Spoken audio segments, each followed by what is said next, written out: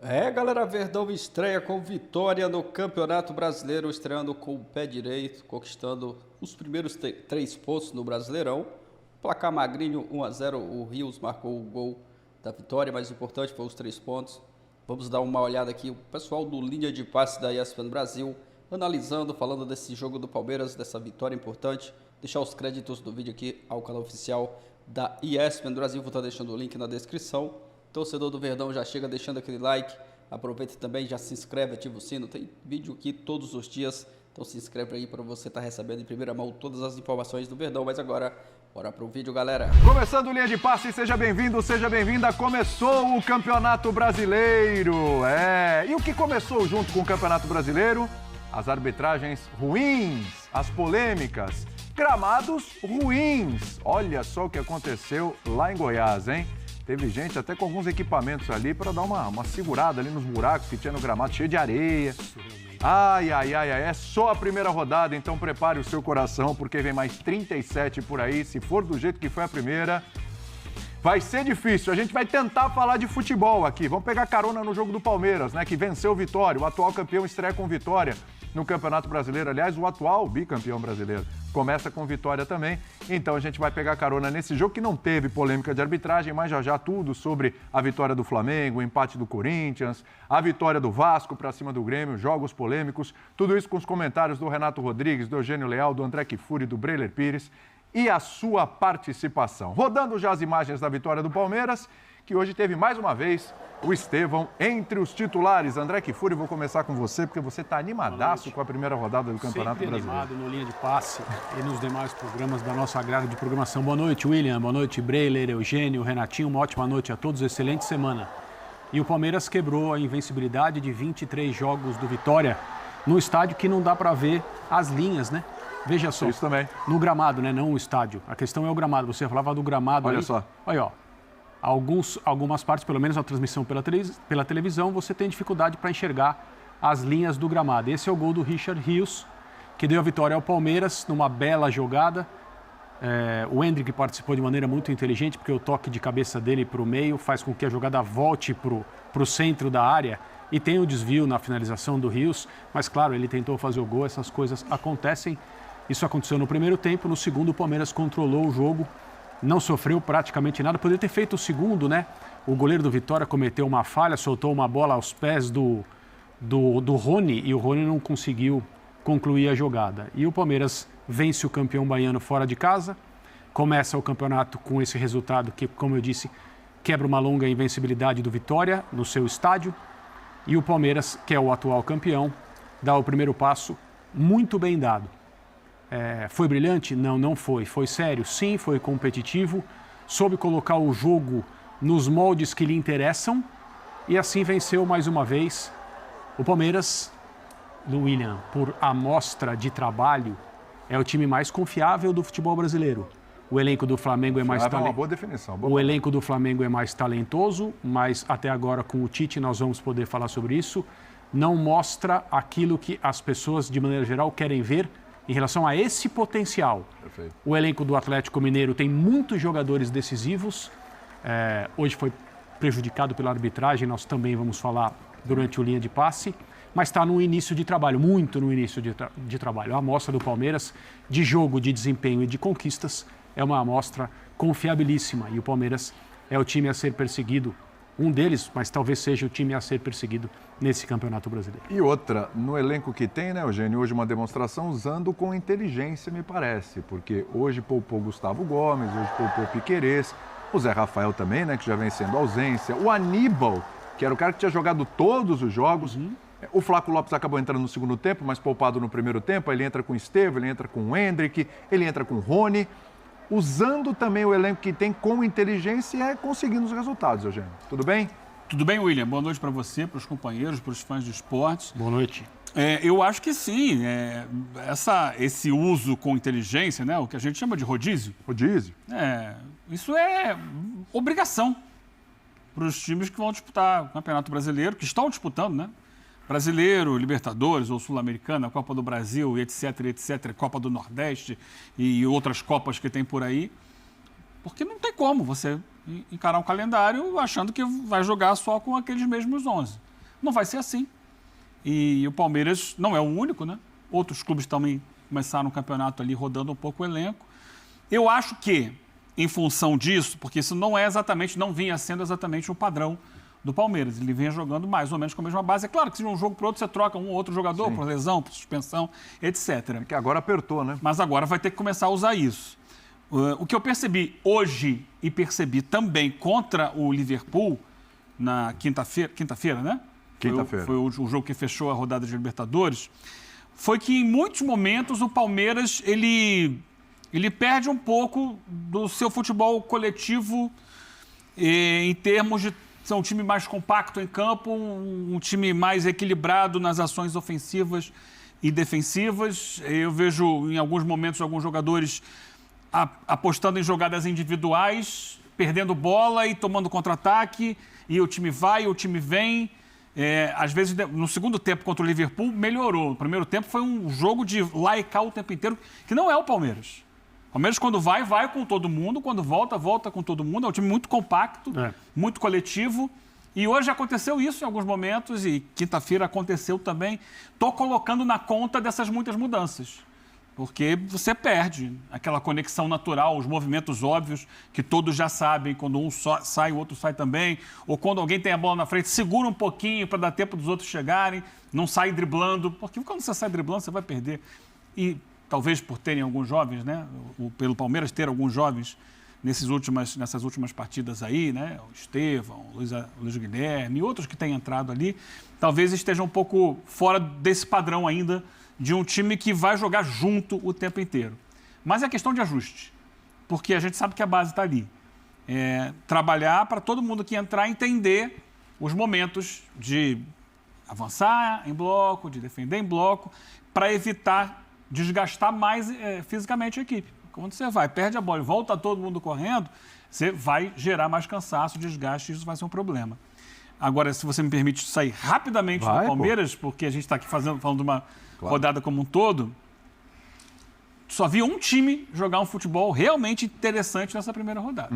O Atlético Paranaense. O Atlético Paranaense é um time que está com uma cara... Mais uma vitória com sobras, né?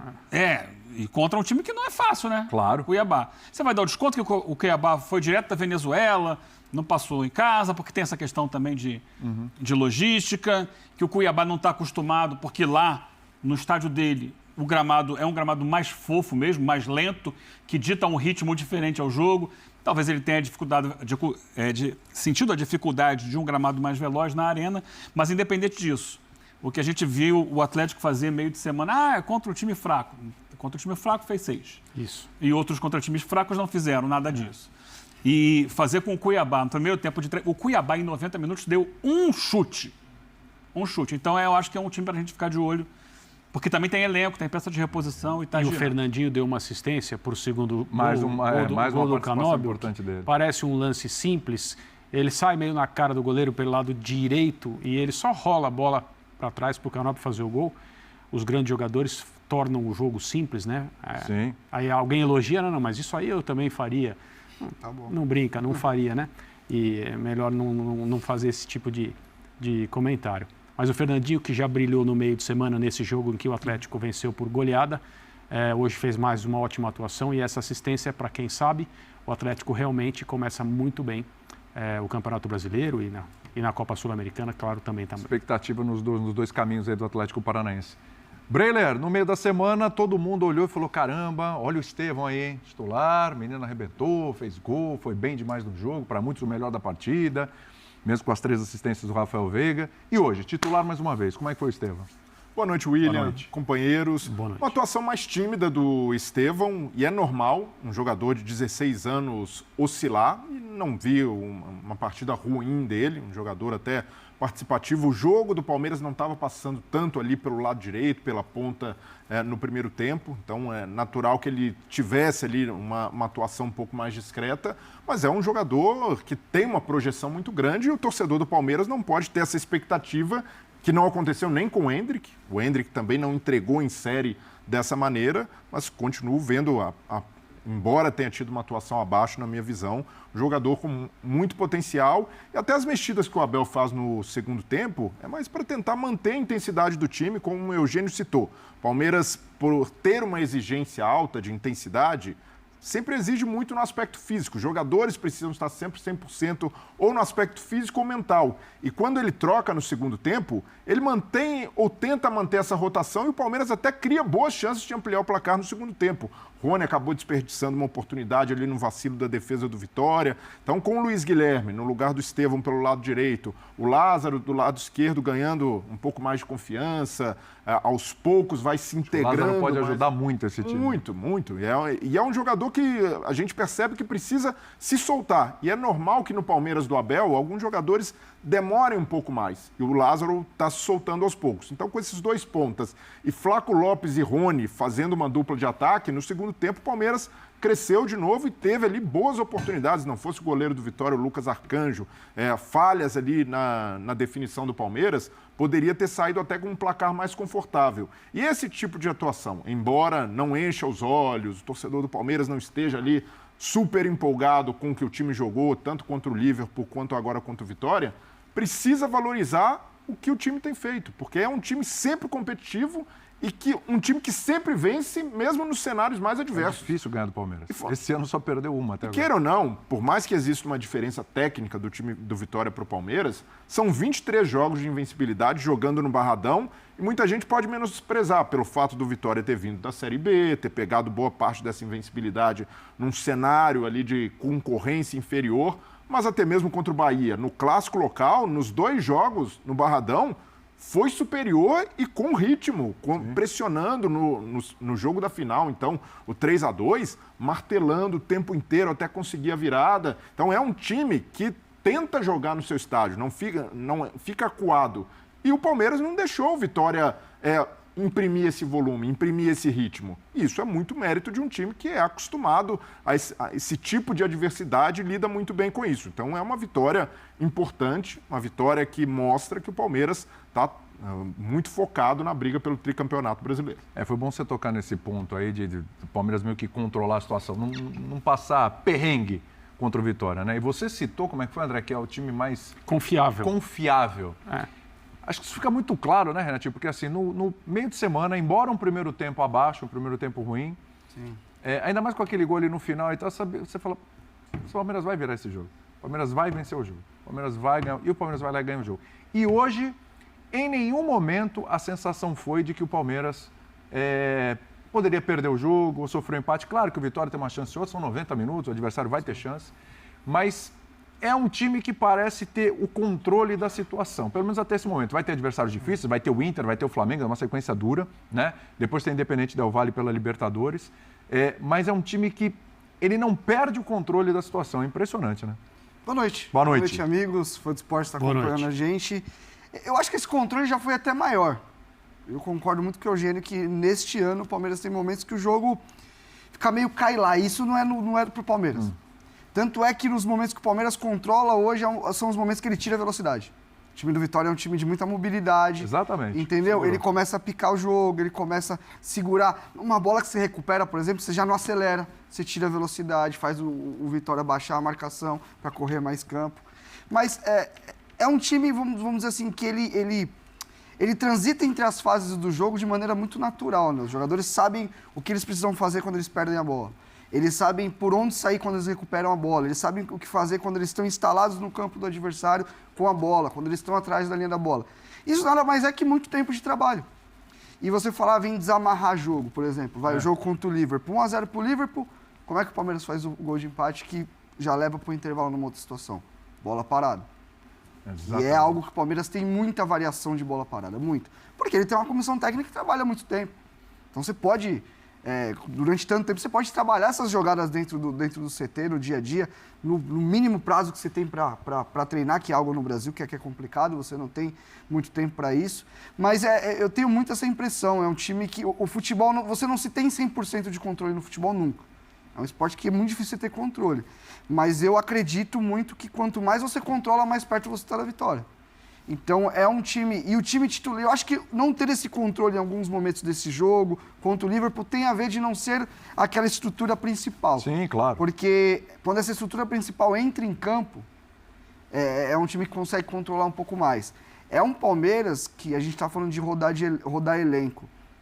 A gente fala de elencos melhores no Brasil. Mas se tem alguém que usa melhor o seu elenco no Brasil, é o Palmeiras.